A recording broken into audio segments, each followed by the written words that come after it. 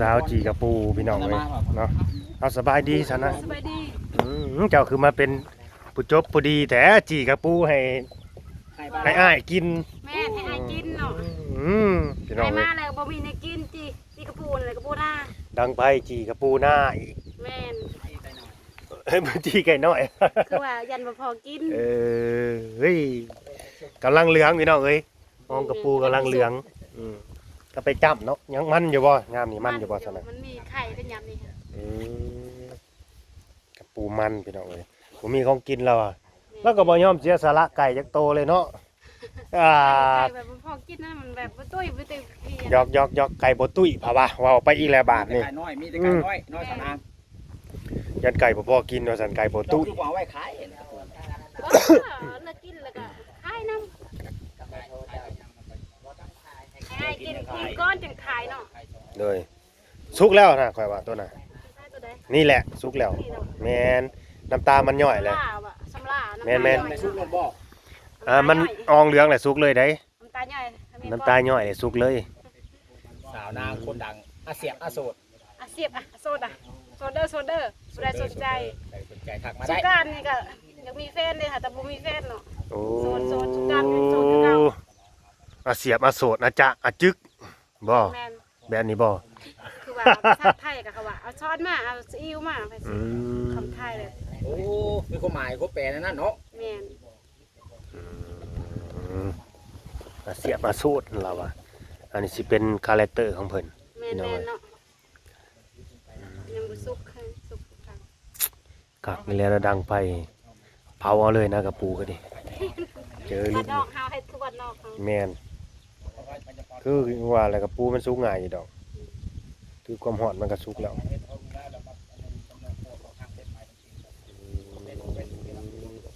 สาวบ้าน เขาบ่มักเนาะภาษาวันบาทเดียวสิเนาะ บางคนก็มักแบบ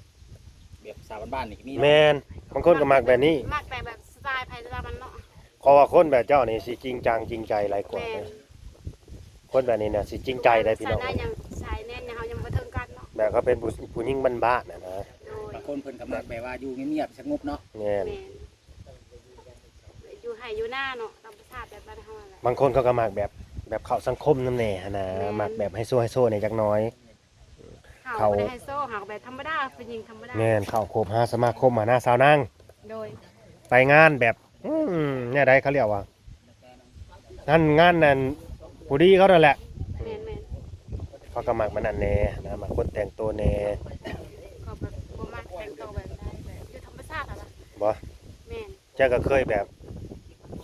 ใส่เกงขาสั้นอยู่บ่ บ่เคย สาวนางจะลุกมึงดูหาจะลุกขออนุญาตจะยืนจะย่างมาอยู่พุ่นดูจะย่างมาแต่พุ่นดู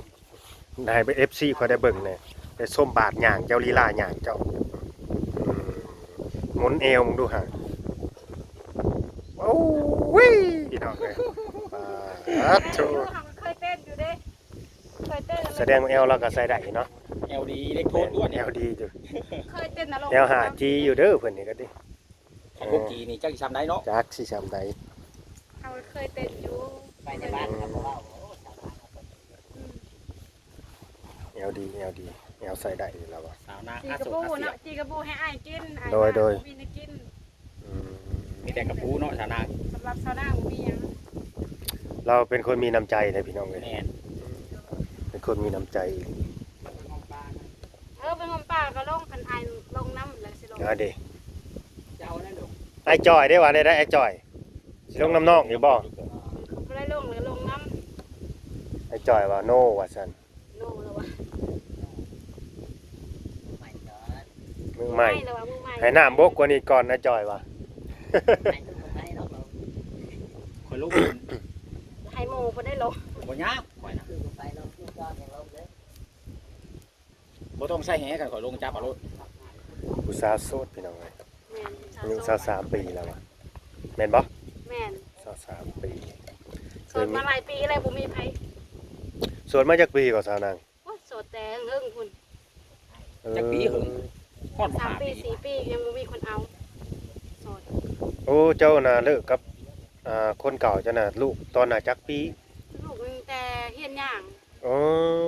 ลูกเฮาก็เฮียนย่าง แม่น เลิกกันไปหั่นใด แม่นแล้วก็เลิกกันเลยบ่มีใครเลย เขาไปมีคนใหม่บ่ แม่ลูกที่เป็นผู้ชายเลยตอนนี้ค่ะ ลูกเป็น4-5 ปีแหละ อีนางอยากได้พ่อใหม่อยู่บ่บ่ ลาบปาก ซื้อได้ก็ลูกสาวเจ้า ซื้อหลาแต่เรายังบ่เคย อีนางซื้ออยากได้พ่อใหม่อยู่บ่อยากได้จุอ้าวเจ้าบ่อยากได้พ่อบ่ซะ แล้ววินหัวแล้วแกหัว โอ้บ่ว่าซั่นบ่ปฏิเสธ ใส่ให้เราให้ไอ้กิน โดยไปเอาไปบ่ปฏิเสธว่าซั่น เอาบาดเอ้ยสีกระปูเสร็จเรียบร้อยบัดนี้บ่จ้อย กับข้าวผู้สาวนี่แหละของกินบ้านๆเฮาพี่น้องเอ้ย นี่มีของกินเดี๋ยวซีธรรมชาติ อุ้ย ธรรมชาติบ้านเฮา โดย มาไอ้กินน้ำกันเลยเนาะ ไปเข้าไปนั่ง เอาไปปั้น นี่ เด้อ ของกิน เข้าไป ข้าวบ่พอนะบ่ต้องกิน เข้าไปนั่ง ไม่ได้กินหรอก แม่จะบ่น่ะ บ่แม่เอ้ยอันนี้เอ้ยมาตะกุตะปูนี่ให้เขาไทย อื กิน ได้บ่พอ ปาดโถ อุ้ยได้ แบบพี่น้องนี่มาตะกุตะปูบ้านเฮานี่แหละเฮาก็ไปคุดกระปูคือกันบ่ได้สนใจนี่ไปคุดกระปูเด้อ อุ้ยคือได้หลายแท้น่ะ ได้อยู่บ่2โลนี่ฮะ ก็คือได้หลายแท้เนาะน่ะเนาะ เราไปขุดเขาเดียวนึงได้เลย เดี๋ยวเนาะ แม่นไปเมื่อกี้นี่นี่ตอนอ้าย ปา มา ด เมื่อกี้นี่ บัดกระปูบัดถือพี่น้องเอ้ยพี่ มาถึงแต่ผู้บ่าว แม่นโลละเท่าไรก็ โลเศร้า โลซาว แม่น โลซาวพันพี่น้องเอ้ย กินแล้วนี่ กระปูน่ะโลซาวพันกีบ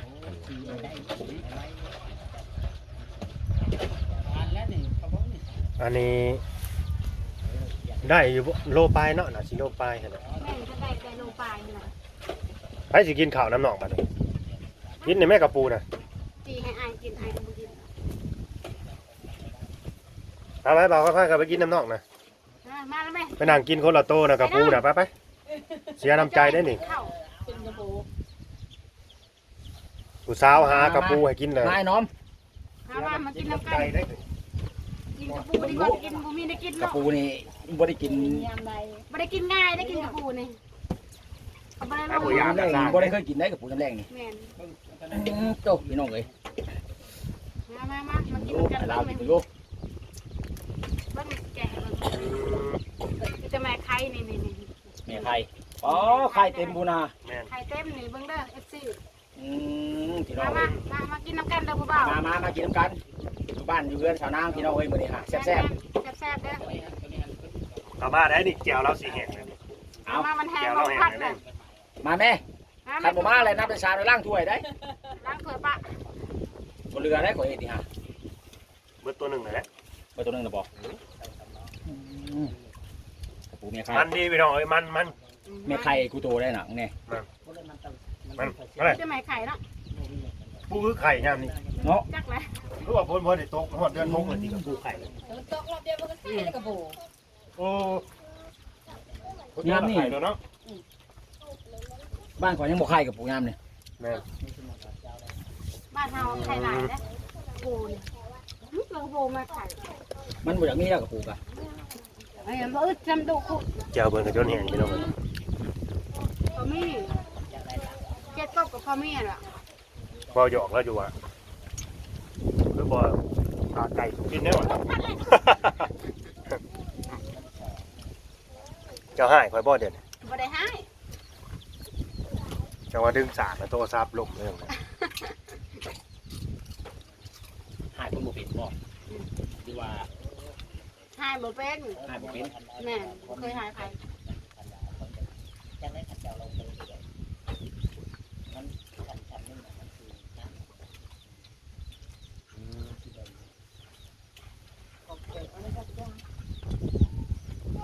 ทุกมื้อกับบ่เบิดเนาะกับปูเนาะ แม่ ก็ได้ดัก หลาย ฝุ่นต เนาะ กข้างลายฝุ่นตกข้างลายเพราะว่ามันเฮ็ดอูใหม่เด้ ส่งคนตกแห่งลาย แม่น เพิ่นซื้อตลอดบ่ แม่นเพิ่นซื้อตลอด ยามหน้าเนี่ยเพิ่นก็ซื้อคือกันบ่ยามหน้า ซื้อคือกัน ซื้อตลอดบ่ได้ติยามหน้ายามนี้ว่าจะหาได้ แม่นจะหา คนในบ้านนี่บ่ซื้อเลย คนมาแต่แถวซีโน่เขามาซื้อ แม่ค้ามาจากเซโน่พุ่น เพิ่นมาสั่งเอาเลยเนาะ แม่นเขามาสั่งเอา ก็ซื้อโลละ20ขนาดสิไปขาย50เนาะ แม่นอยู่ตลาดนั่น ขนาดสิไปขายโล ตามคู่เนี่ย50อยู่ตลาดแรกน่ะ 50อ๋อ ไม่เห็นโลซาว เด็กปูนี่50,000 กินกระโบเนี่ย แม่ เพื่อ สิ ที่ ได้ ได้ ป้าคันอายไปขุดนี่ไม่ยอมจะว่าเลยกระไดตัวนึงก็พอแห้งละ คุณบ่ได้ดอกข่อยนะ โอ้แสดงว่ามันเลิกเนาะ เลิกได้ เพื่อนเป็นคือได้ลายได้ซะเนาะยอมใจเราได้ซะ บ่ได้หน่อยฮู้นะฮะ แม่เราคือเก่งได้ซะเนาะเขามาเลิกปานนั้นเราได้ลายปานนั้น บ่แม่นร้อยฮู้ มันไม่จะเข้าร้อยตูนบ่เราได้มา แม่น มานอยู่บ่กบก็ได้อยู่บ่กบอ่ะ ได้ ได้ ก ก บบ ตั ตัว ว นึ นึ ง งกระปูเป็นร้อยปูได้กบตัวนึงเนาะ อันนี้คือเห็นหู้แหละคุดเลยแม่นบ่ แม่ บ่ได้แย่ได้หยังเนาะ บ่ อ๋อ มันเลิกหรือบ่เลิกหาขุดเลย โดยนอกจากว่าคุณลงไปเขาว่าโชคดีเนี่ยก็ได้ทั้งกบดังแข็งดังอ่อน แม่น อันนี้ มีอยู่บ่แบบนั้นกะ ไม่อยู่มีโคก ได้ทั้งกบได้ทั้งกระปู แม่น บ่แม่นหาไม้แย่ฮู้ได้มีกบไปอย่างเดียว ไป ขุด สิ เอ ดู งเนาะ แย่เนาะเราเห็นแล้วก็ขุด อันนั้น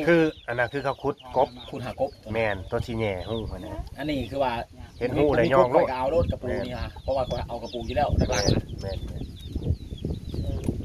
อ้าวอื่นหรือบ่ กินแล้ว ขอบใจ ขอบใจ ถ้าเมียนได้ซะ เอาเมียนโลด ก็มุกขอบใจหลายๆเพิ่นก็เก็บเลยพี่น้องเอ้ยเนาะก็สิได้จบคลิปเท่านั้นแล้วพี่น้องเอ้ยบ้านนี้ก็นี่เนาะก็บ่มีหยังแหละมีแต่คันว่าผู้ใดเข้ามาเบิ่งมาชมกันดิเนาะเกิดความแบบว่าถืออกถือใจเนาะสนอกสนใจอยากเว่าอยากลมกับเพิ่นที่แรกว่าสิลกน้องนี่แหละนี่น้องนี่ น้องในหน้าเล่านี่แหละนี่น้องก็บ่ได้ใหญ่เท่าใดเนาะ ว่าสิลงตึกกินปลาในน้องนี่บัดโอ้บ่มีไผลงพี่น้องเอ้ยเนาะตัวเขาเองก็บ่ลงคือกันย่านปิงเฮาน่ะบ่แม่นหยังดอกย่านปิงเนาะเพราะว่าหน้าน้ำค่ำได้แถวนี้แม่ซ่านเจ้าอันนี้สิอยู่บ้านยางสูงเด้อพี่น้องเด้อเนาะบ้านยางสูงเมืองจำพรแกงสวรรค์นะเขียนเนาะฝากกดไลค์กดแชร์กดติดตามอันนี้คือมาถ่ายสาวโสดเด้อเนาะฮ่านสาวโสดพี่น้องเอ้ยผู้สาวลูกติดเนาะอายุ23ปีลูกเราก็4ปีแหละเนาะเราเป็นคนดังเนาะคนดังใน TikTok เด้อพี่น้องเด้อเข้าไปเบิ่งได้เนาะสาวนางตัวน้อยพิมพ์เข้าไป Facebook ก็มีเนาะตามมาแหละอยู่ดีมีแรงหักแปลงแบ่งปันเด้อสบายดี